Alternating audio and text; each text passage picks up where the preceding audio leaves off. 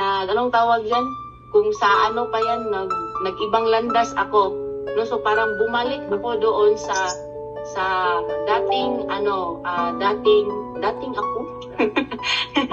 So parang bumalik ako sa employment world, ganon. So kasi nga 'di ba nag-resign tayo kasi nag-full-time tayo sa business. Tapos parang bumalik na naman tayo sa employment. But then again, I realize na kapag pala nakatry ka na sa business, tapos pumunta ka na naman sa employment, parang doon mo talaga mako-compare na iba pala talaga yung culture natin.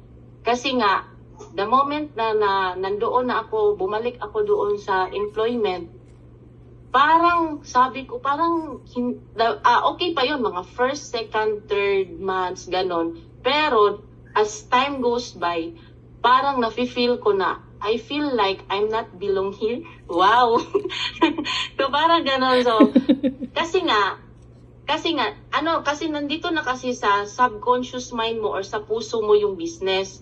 So parang hinahanap-hanap siya ng adrenaline mo. Ano ba yung adrenaline?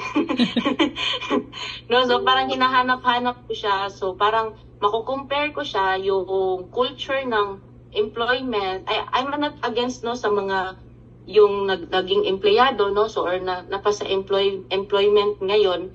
Hindi ako against doon, pero kasi nga iba na kasi yung mindset natin that time na bumalik ako sa employment.